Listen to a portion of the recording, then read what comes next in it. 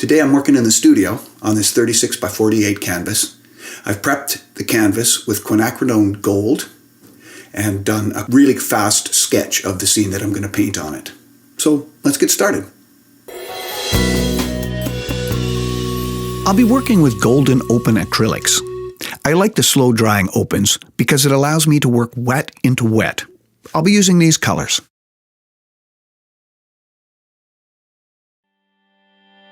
I'm starting at the back of the painting, the area that's the furthest away. Both the sky and the mountain colors are quite subtle, almost gray.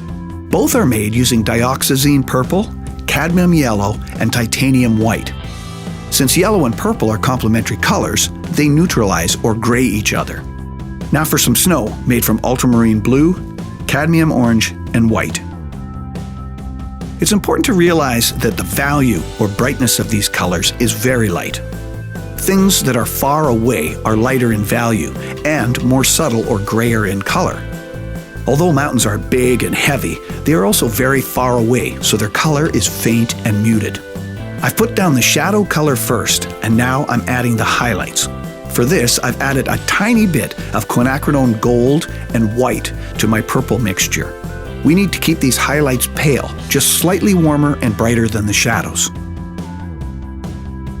As we move forward in the painting, we'll darken the shadows and brighten the highlights, making both a little bit more intense and a little bit less gray. This will help push each previous layer or mountain face back, giving the painting more depth. For all of this, I'm using various combinations of the diox purple, yellow, quin gold, and white. The most important part at this point is getting these values right.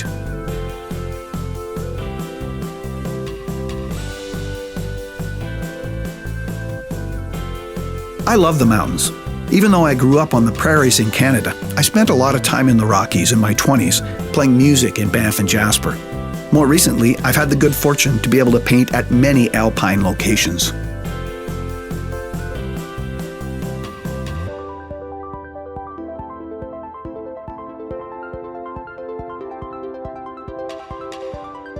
Again, using the same paint combination in different strengths, darkening the shadows and making the highlights more intense as we move forward.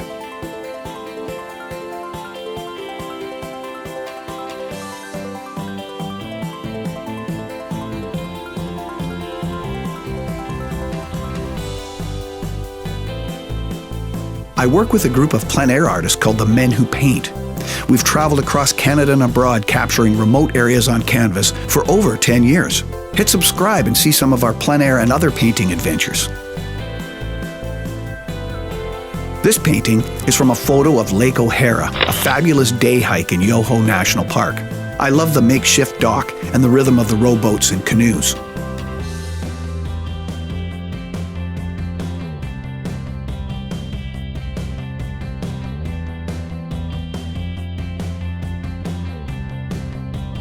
These rocks are in the shade, so I'm keeping the highlights in the purple-gray family.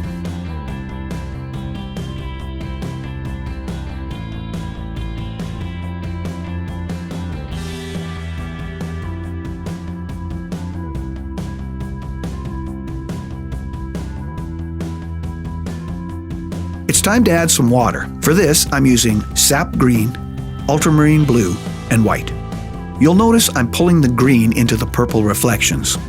I'm doing the same here by adding a bit of purple to the green. Because these are golden open acrylics, the purple is still wet, allowing the green to mix with it on the canvas. This area closer to the shore, we want to be able to see the sun on the bottom of the lake. So I've mixed some sap green, cad orange, cad yellow, and white. And for the snow and sky reflections, I've used sap green, ultramarine blue, and more white. Now back to the ridges on the far shore.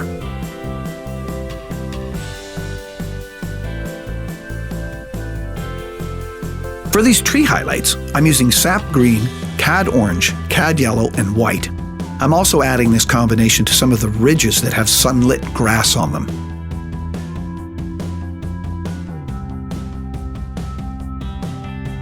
There are also some areas of exposed rock that is in the sun. For this, I'm using a combination of quinacridone gold and white with a touch of diox purple to neutralize it.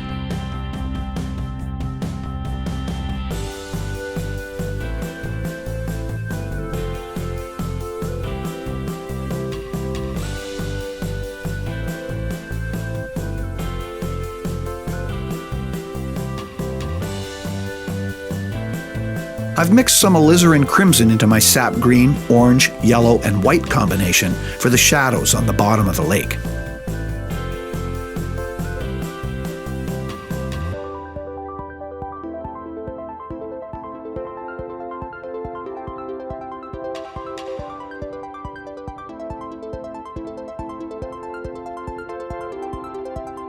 I've filled in the closest shore's shadow areas, and now I'm painting the trees that are in the shade, using my sap green, orange, yellow, white, and alizarin combination.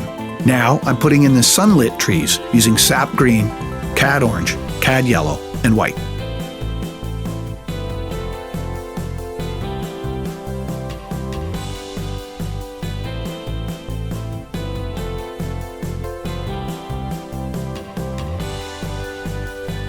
These boats were really fun to paint. There are quite a few colors, but mostly shades of a mixture of white, ultramarine blue, and cad orange, with some alizarin crimson for the canoe. Again, I always start at the back or with the most distant things first. Closer objects cover them up as we move forward. The dock is quinacridone gold and white with a touch of diox purple. You'll see I had to paint it several times to get it to sit right.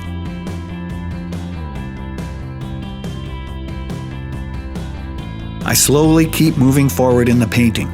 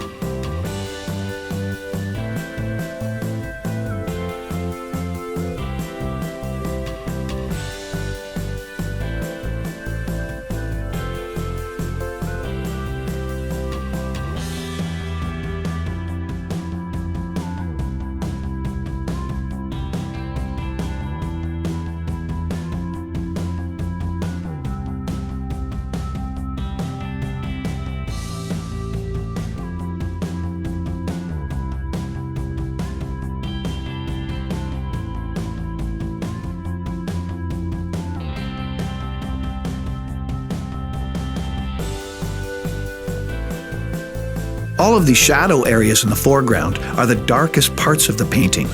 I'm using the darkest color I can make, a mixture of diox purple and Van Dyke brown.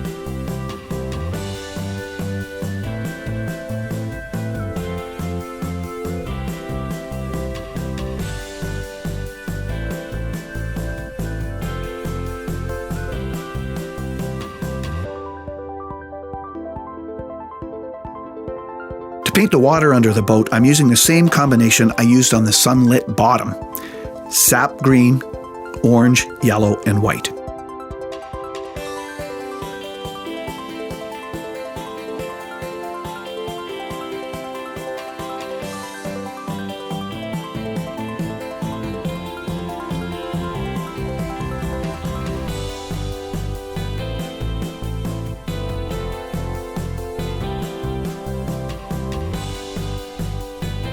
I'm touching up some of the fine detail on the boats and adding some dark areas and bright highlights to really bring them forward.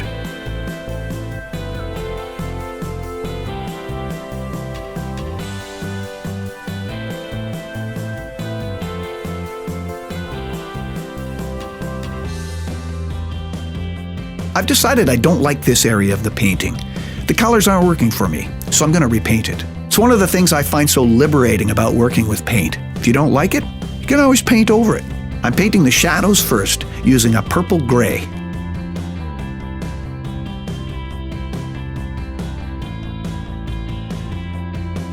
Then adding the rock highlights on top of it.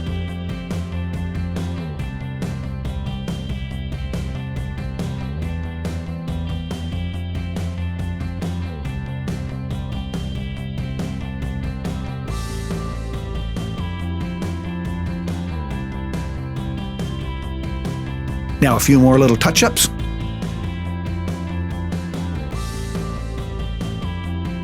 And finally, I've decided to lighten the sky. The sky is generally the lightest thing in a painting because it's the light source.